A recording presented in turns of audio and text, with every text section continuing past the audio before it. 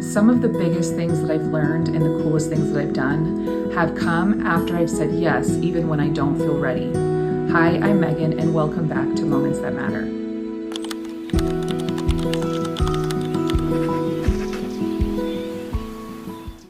Today I want to talk about something that happens when we say yes before we're really ready to begin.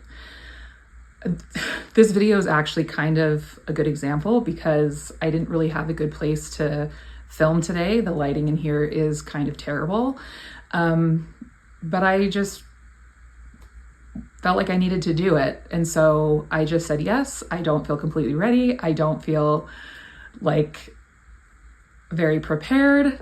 I feel like I'm probably going to stumble over my words a lot, but here I am, said yes before I was ready, and I'm just getting it done.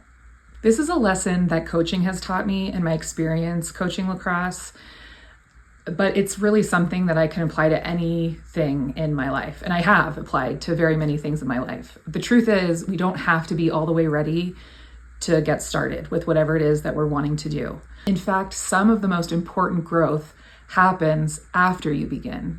So there's some things that you can't even prepare for until you actually get started. In 2020, lacrosse finally got sanctioned in high schools in Utah.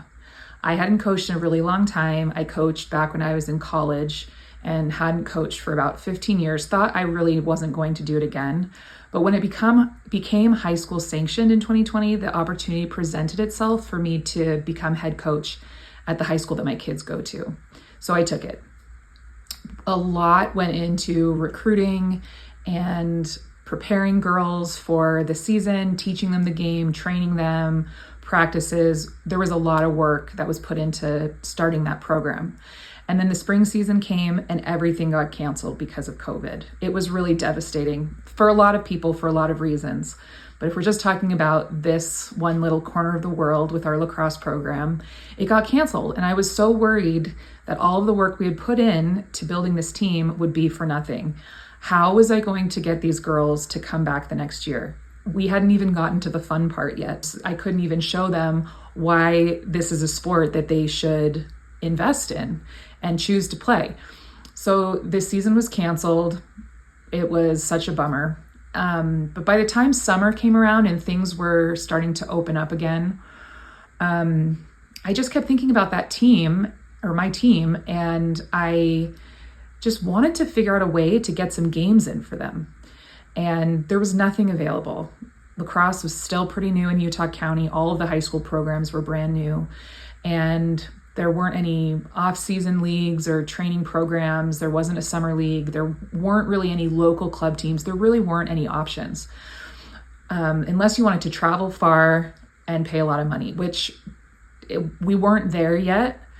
I still was trying to convince these girls to play. So I needed to make it easy, accessible, and affordable as much as possible. So it was that summer that I decided to start Utah County Lacrosse. And we started a summer program, a 7v7 league for girls to come and play. And the main purpose was just to get games in for all of these girls that had missed this season that they had prepared for. We had so many brand new teams down here that were all in the same boat.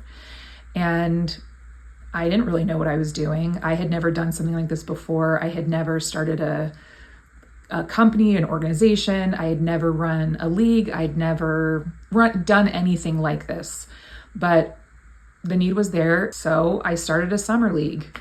Not because I knew what I was doing, not because I had all the answers, just because I felt like it was something that I could do and something that would be very beneficial to my team. And so I just did it. I didn't have a playbook. I didn't have anybody that was teaching me what to do or guiding me in any way. All I had was a group of girls, access to a field, and an idea. And that was enough. The truth is, most of what I've learned about coaching, about leadership, about building community, and even about parenting, I didn't know anything before I started. I learned because I started. And that's where one of my favorite sayings come in. I use it with my players often. You can't learn how to drive a parked car. I use this phrase often when I'm coaching. when a player is learning a new skill, or our team is learning a new play, or just a new concept, like a lot of times players want to ask me exactly, how do I do this, or when do I do this, and if this happens, what do I do? And I just say, like, you just have to do it. You just have to get out there and do it some more, and do it some more, and do it some more. And the more experience that you have and the more repetitions you get in, that's how you will learn. That's how you will learn what skills will work in certain situations, what decisions to make, just what it's like, the pace of the game, the physicality that is required in order to be a certain type of player. There's no way to create that without just getting in the game and playing. This has happened to me over and over again with parenting as well. That one's a little bit harder to swallow because I hate that my kids are on the receiving end of my mistakes, but there's no handbook for parenting, and each kid is different and each parent is different, right? So there's no way that somebody could tell me exactly what to do in exactly every situation. Learning how to be patient, or learning how to communicate in a way that reaches my child, or learning how to show love in the way that my child receives love. All of these things, it takes courage, it takes willingness to try and willingness to mess up and try again. So with Utah County Lacrosse, and the reason why I'm bringing this up is because it starts this week. Our summer league is starting back up this week, so it's on my mind. That first year, we had over 100 girls. It blew my mind. I was hoping to just have my team sign up and maybe some others so that we could get some scrimmaging in and some practicing. But I have had over 100 girls sign up. The next year, I wasn't even thinking I was going to continue doing it. It was just supposed to be a need to fill during COVID. But I had people asking me if we were going to do it again. So I did it again. We had over 250 girls sign up. The following year, we added a boys league. It just keeps growing and growing every year. And now it's kind of become a staple in the Utah County lacrosse scene. People expect it.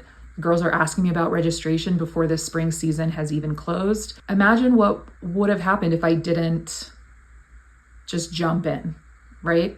If I waited until I had all of the answers, it wouldn't have happened. If I had waited, maybe the year after COVID, I wouldn't have done it because the need wouldn't have been there as strongly, right? Because we didn't have a canceled season in 2021. Don't hold yourself back just because you feel like you're not ready. If you feel pulled to do something, if you feel motivated or inspired to do something, have the courage to just get started. It's not about having confidence to start. It's about having an idea and a willingness to say yes. It's about being brave. If there's something that you feel nudged to do, something that feels bigger than yourself, or something out of your comfort zone, start before you're ready. You'd be surprised how much you can accomplish and how much you can already do now without having all of the answers. You just have to say yes and take the next step. Get in the driver's seat, turn that key, and put your foot on the gas. Thanks for being here. I'll see you next time. Thanks for watching and making time with me to capture the moments that matter. If you liked this video, think about subscribing and joining me next time.